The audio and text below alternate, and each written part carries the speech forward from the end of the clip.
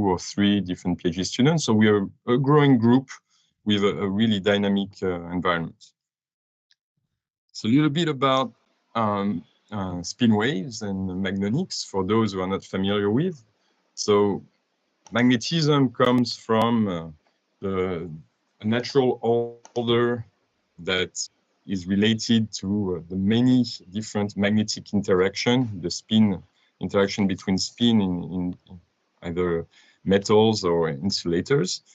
And a little bit like a torp, if you excite the magnetic moments, it will start to precess around an equilibrium direction. And the specificity of these dynamics is that you can have a flurry of relation, of a dispersion relation with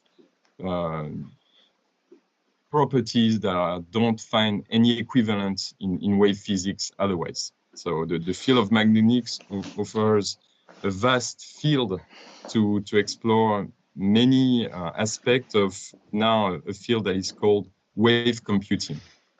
So I gave here in these slides and in this presentation certain reference that I invite you to explore to get a deeper sense of what's the actual direction that the community has taken.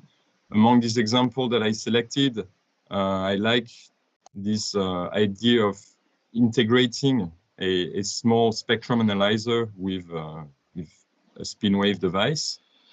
There's a lot of activities ongoing about, you've probably heard neuromorphic computing, which is interferometric based technique. And this very recent apparatus, if you've probably heard, many fields of electronics and electronics are coming with what's called an Ising machine to solve problems in an optimized manner that that a regular computer wouldn't compete. And in particular with spin waves, so this has been presented by a very, very smart person that if you embark in this PhD, you'll probably have the opportunity to meet during conferences, that is about to commercialize this spin wave Ising machine. So that would be the very first magnetic device that comes on the market, potentially.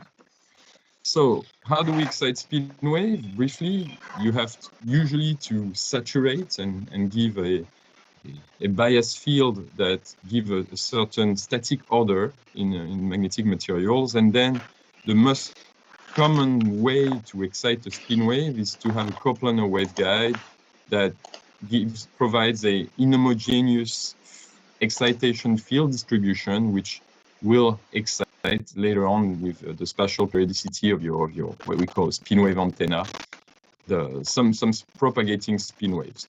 So this is a technique that myself I have miniaturized 15 years ago now during my PhD thesis, and that allows to reach sub-micrometer wavelengths. And I'm working more recently into reaching below 100 nanometer wavelengths for spin wave excitation. On the side, so sorry for the equation, I recycled some slides from conferences that I gave. The purpose is not for you to digest this equation right now, but to give you a sense that I also do a little bit of modeling, and that I've developed a model to at least assess the interference pattern of spin wave in an homogeneous layer. And so I've published, for those who are curious, and a recent paper for film magnetized out of the plane, where the agreement between heavy means of simulation, which we call micromagnetic, so MUMAX3 is one of these micromagnetic calculator, which typically to acquire and obtain this diffraction pattern would take 48 hours using a substantial graphic cards. I have a precision, an agreement of less than 2% difference using my simple laptop in 1 minute with the model that I've developed.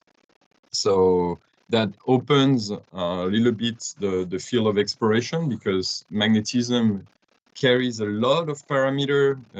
If we think of material parameter, dimensions of thickness of the film, let's say, and shape of antenna. So I use this model in particular to study more recently curvilinear geometry in order to diffuse or concentrate and create an interference pattern that later on could be used as a potential